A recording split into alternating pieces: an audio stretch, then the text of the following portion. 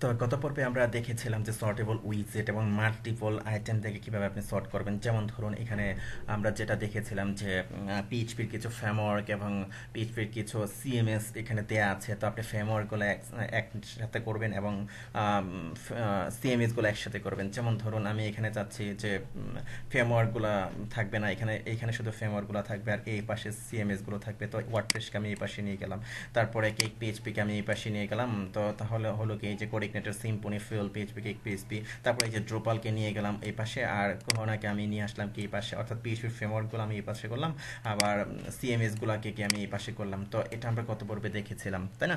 Multiple list item থেকে কিভাবে আপনি সর্ট করবেন। ওকে, এই পর্যায়ে আমরা দেখব যে ব্যাকগ্রাউন্ড কালার অ্যানিমেশন, অর্থাৎ ব্যাকগ্রাউন্ডে কিভাবে আপনি কালার অ্যানিমেশন দেবেন, এই বিষয়গুলি কি করব আমরা আজকের পর্বে দেখব। তো তার জন্য যেমন আমাদের যে কিছু এখানে কোড আছে, সাপোজ ধরুন আমি শুধু আমার যে কুইরি রেডি ফাংশনটা রেখে আমি বাকিগুলো রিমুভ করে দিচ্ছি। ওকে, তো আমার এখন আর এগুলোর দরকার নেই, আমি দেখা গেল যে আমরা নিজেরা কাজ করব। তো এটা এটা এটা ঠিক আছে, স্ক্রিপ্টে থাকুন।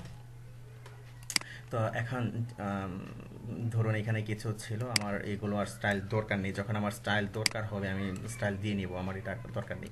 সেভ দিলাম। তো সেভ দেওয়ার পর ধরুন এখানে আমরা একটা ডিপ নিলাম, ডিপ ডিপ ডিপ ডিপের মধ্যে সাপোজ আমি একটা ক্লাস দিলাম, এখানে ক্লাস ক্লাস দিলাম ধরুন মাই মাই প্যারাগ্রাফ অথবা মাই ডিপ, আমি জাস্ট কি এরকম একটা দিয়ে নিলাম, অথবা প্র্যাকটিস আপনার মতো করে দেবেন প্র্যাকটিস করার জন্য। হ্যাঁ, তো এখন ডিপ নিলাম এখানে। তো ডিপের মধ্যে ধরুন এখানে ডিপের মধ্যে আমি কিছু টেক্সট নিলাম, যেমন সাপোজ ধরুন যে আই এম দেলোয়ার যে ইমরান, হ্যাঁ, PHP and Java developer. Just আমি কিছু টেক্সট দিয়ে নিলাম। তো আমি কি করলাম, এটাকে কাট পেস্ট করে আমি জাস্ট বড় করে দিলাম। হ্যাঁ, তো এখন এই যে ডিপ নিয়েছি, ক্লাস নিয়েছি, জাস্ট এখানে আমরা স্টাইল স্টাইল নিয়ে আমি স্টাইল নিয়ে এখানে কিছু ক্লাসটাকে আমি স্টাইলাইজ করবো। হ্যাঁ, আমার আমার যে প্যারাগ্রাফটা আমরা নিয়েছি, তো প্যারাগ্রাফটাকে আমরা স্টাইলাইজ করব। তো ডট দিয়ে যেহেতু আমি কি করেছি, এটাকে ক্লাস নিয়েছি, তো এটাকে আমি কি করতে চাচ্ছি, যেমন ধরুন আমি এটাকে একটা উইড দিতে চাচ্ছি, উইড উইড সাপোজ উইড দিলাম আমি 600 পিক্সেল উইড দিলাম। ওকে, তারপরে মার্জিন 0 অটো করে দিলাম। এরকম জাস্ট উইড দিয়ে নিলাম আমি। তো এটাকে দিলাম। ওকে, তো এখানে লিখি এটাকে। তো নিচে আরেকটা কাজ করব, যেহেতু তো মার্জিন 0 টু মাঝে মাঝে আনার জন্য, তারপরে ধরুন আমি দিলাম যে বর্ডার দিলাম 1 পিক্সেল সলিড। তো বর্ডারটা 1 পিক্সেল সলিড দিলাম, তারপরে সাপোজ আমি কালো বর্ডার দিয়ে দিলাম। ওকে, তারপরে পেডিং দিলাম যে 5 পিক্সেল। ওকে, তারপরে একটা ফন্ট সাইজ আমি দিয়ে নিতে পারি, যে ফন্ট সাইজটা দিলাম ধরুন 15 পিক্সেল আমি ফন্ট সাইজ দিলাম। জাস্ট এরকম আমি কি একটা ডিপ তৈরি করলাম, সেভ দিলাম। তো সেভ দেওয়ার পর আমি এখন এটাকে রিফ্রেশ করব, কি আমার ডিপটা চলে আসছে, তাই না? এই যে খুব সুন্দর করে ডিপটা চলে আসছে। তো সাথে আর কিছু কাজ করতে পারেন, যে text align align justify, ALIGN text align justify. তো সেভ দিলাম, জাস্টিফাই হয়ে গেল। তো পেডিং আমরা ইচ্ছে করলে আরও বাড়িয়ে দিতে পারি। পেডিং সাপোজ উপরে নিচে 5, তারপরে ডানে বামে 10 করে আমরা দিলাম পেডিং। বেশ সুন্দর, তো বেশ সুন্দর হয়ে গেল। তো আমরা এটাকে এনিমেট করবো। হ্যাঁ, এনিমেট করার জন্য আচ্ছা এখানেই থাক এটা, আচ্ছা থাক, যেভাবে দিয়েছি ভাবে থাক। এখানে জাস্ট আমরা কি করবো, আমরা একটা বাটন আমরা নেব। হ্যাঁ, বাটন, যেরকম বাটন নেই, বাটন একটা আইডি দেবো। সাপোজ এখানে দেবো যে শো এনিমেট জাস্ট এরকম একটা বাটন দিলাম। তো এখানে আমি দিলাম যে এনিমেট অথবা শো এনিমেট জাস্ট এরকম একটা বাটন দিলাম। দেখি বাটন আসছে কিনা, বাটনটা একটু দেখে আসি। এই যে এনিমেট বাটনটা কি চলে আসছে। তো এটাতে ক্লিক করলে এটা এনিমেট হবে। জাস্ট আমরা এরকম করতে চাচ্ছি। তো এটা কিভাবে করবেন, তো এটা করার জন্য যেমন আমরা যে কাজটি করব এখন, কালার চেঞ্জ করব আমরা, তারপরে দেখা গেল যে প্রপার্টি চেঞ্জ করব, তাই না? এই যে যেহেতু আমরা ব্যাকগ্রাউন্ড কালারটাও চেঞ্জ করব, আমরা কি ব্যাকগ্রাউন্ড কালার অ্যানিমেশন দেবো ব্যাকগ্রাউন্ড কালারে। তো এর জন্য এই যে আমরা কি কোনটাতে কাজ করতে চাচ্ছি, আমরা এই যে আমরা এখানে ডিপ নিয়েছি একটা, তাই না? আমরা একটা ডিপ নিয়েছি, তো ডিভের একটা ক্লাস তৈরি করতে পারতাম যদিও, তো আমরা একটা আইডি দিয়ে নিই। ডিভের একটা আইডি দিয়ে নিলাম, দিলাম suppose make animate, just make animate একটা আইডি দিলাম। এই আইডিটা ধরে কি আমরা কাজ করব। তো আমি কি করলাম, আমার এই যে jQuery রেডি ফাংশনের মধ্যে আমি জাস্ট এখানে এটাতে জাস্ট কি করতে চাচ্ছি যে আমরা এই যে এটাতে ক্লিক করলে, তাই না, এটাতে ক্লিক করলে অ্যানিমেশনটা হবে, তাই না? তখন এর যে আইডি আমরা অর্থাৎ প্রপার্টিটা, এই প্রপার্টিটা আমরা এখানে ধরবো। এটাতে কি করব, এই যে আমাদের যে বাটনটা আছে, হ্যাঁ, বাটনটাতে ক্লিক করলে অ্যানিমেশনটা হবে। আমরা এখানে দেবো যে ক্লিক ইভেন। ওকে, জাস্ট কি করলাম, ক্লিক ইভেন দিয়ে নিলাম। তো ক্লিক ইভেনের মধ্যে যথারীতি কি হবে, ফাংশন। ওকে, ফাংশন এর মধ্যে কি ঘটনাটা ঘটবে। তো সেভ দিলাম। সেভ দেওয়ার পর এখন কি ঘটনা আপনি ঘটাতে চাচ্ছেন এই বিষয়টা হলো, যেমন ধরুন আমি প্রথমে যে কাজটি করবো, এখানে একটা ভেরিয়েবল ডিক্লেয়ার করে দিলাম যে সাপোজ এলিমেন্ট ইকুয়াল টু, যেমন এই যে এটাকে, হ্যাঁ, আমি জাস্ট ভেরিয়েবল ডিক্লেয়ার করে আমি আগে ধরে নিয়ে নিলাম। ওকে, জাস্ট পরে আমি ভেরিয়েবলটা দিয়ে কাজ করব। ওকে, তো আমি দিলাম এটা আগে ধরে নিয়ে নিলাম কি এলিমেন্টটা কি ধরে নিলাম, এলিমেন্টটা ধরলাম। তো একটা কাজ করব, যেমন এই যে আমার যে ক্লিক ইভেন্টের উপরে আমি একটা ভেরিয়েবল নিলাম, সাপোজ ভেরিয়েবল দিলাম যে, তো লিখলাম যে কালার হ্যান্ডেল। তো কালার হ্যান্ডেলকে আমি প্রথমে ফলস করে নিলাম। ওকে, প্রথমে ফলস করে নিলাম, কারণ এটার বেশ কিছু কাজ আছে, কাজটা আমি আপনাদেরকে দেখাচ্ছি। তো প্রথম অবস্থায় আমি কালার হ্যান্ডেলকে ট্রু ধরে আমি কাজটা করতে যাচ্ছি। ওকে, তো এটাকে ফলস ডিক্লেয়ার করে নিলাম, বুলিয়ান জাস্ট ট্রু এবং ফলস রিটার্ন করবে। কাজের সুবিধার্থে আপনি আপনার মতো করে নেবেন, জাস্ট এলস, তারপরে এলস এর মধ্যে কিছু থাকবে, তারপরে ইফ এর মধ্যে কিছু থাকবে। ইফ এর মধ্যে যদি ইফ কালার হ্যান্ডেল যখন এটা ট্রু থাকবে, ইফ যখন আমি এটা দিয়ে দিলাম, যখন এটা ট্রু হবে তখন কি করবে, তখন ধরুন আমি এখানে এনিমেট ফাংশনটা আমি অ্যাপ্লাই করবো। তো এনিমেট ফাংশনটা অ্যাপ্লাই করবো কোথায়, এই যে এখানে অ্যাপ্লাই করবো, এই যে মেক এনিমেট, তাই না? এই যে এটাতে, এই যে আমি যে ডিপটা নিয়েছি, আমার ডিপটাতে কি অ্যাপ্লাই করবো। তো তার কারণে এই যে এলিমেন্ট যেটা নিয়েছি আমি, এটাকে এরকম ধরে আমি কাজ করবো। হ্যাঁ, এলিমেন্ট ডট এনিমেট। ওকে, তো এনিমেটের মধ্যে কি হবে, এনিমেট ফাংশনটা হবে।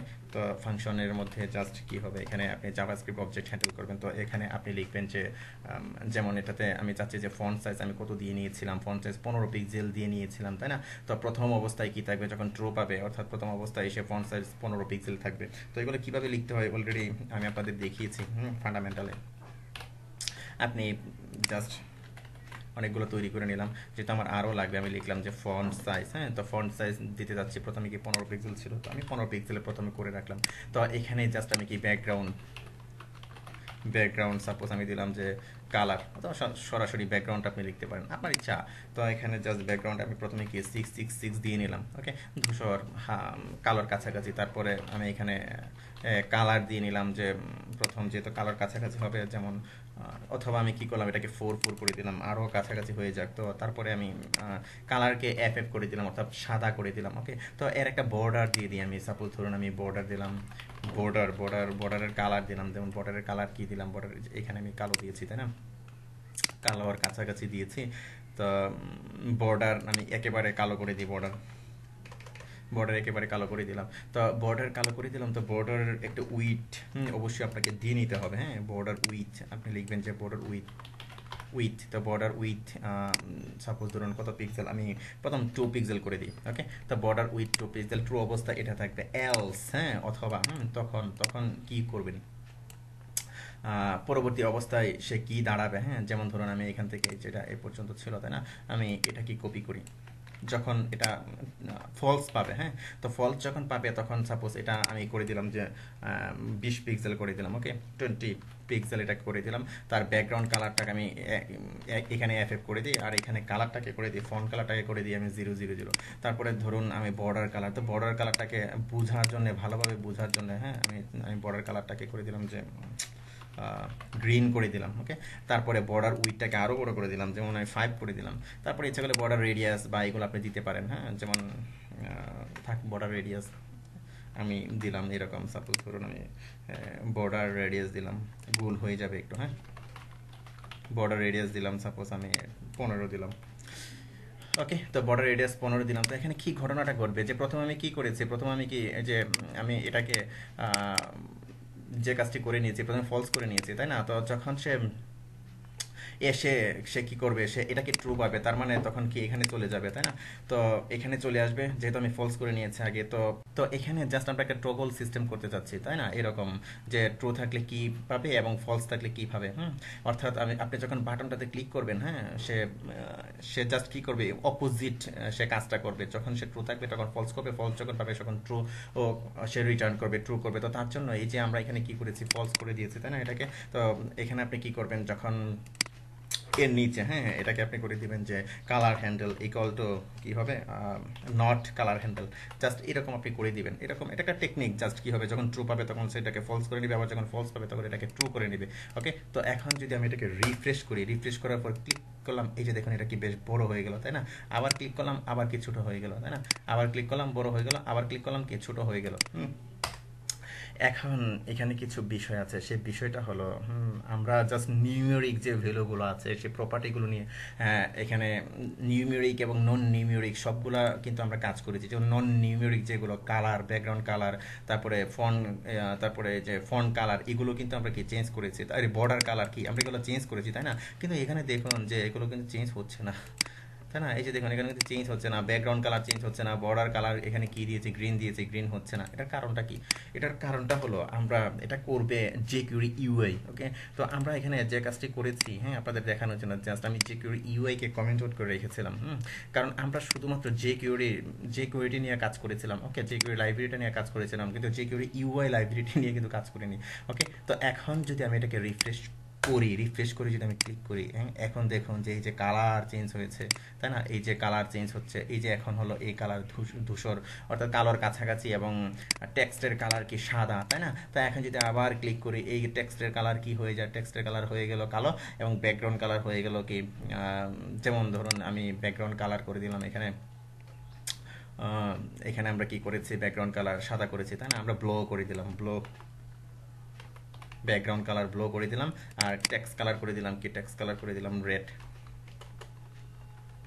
অথবা ইয়েলো, জাস্ট আমি রেড করে দিলাম। ওকে, অথবা গ্রিন করে দিতে পারতাম, টেক্সট কালার করে দিলাম। আচ্ছা, থাক, যেরকম আছে এরকমই থাক। আমি এটাকে রিফ্রেশ করলাম, এই যে ক্লিক করলাম, এই যে দেখুন গ্রিন হয়ে গেল আর রেড হয়ে গেল, তাই না? মানে সব কালারগুলো পেয়ে যাচ্ছে তখন, তাই না? এই যে দেখুন কালার চলে আসছে, তারপরে এই যে দেখুন কালার চলে আসছে, অর্থাৎ কালার চেঞ্জ হয়ে গেছে। অর্থাৎ আপনি কি করতে পারছেন, এখানে নিউমেরিক এবং নন নিউমেরিক যে স্টাইল প্রপার্টিগুলো আছে jQuery ইউআই দিয়ে আপনি কি এগুলোকে হ্যান্ডেল করতে পারছেন। তো ওকে, ফাইন, ধন্যবাদ।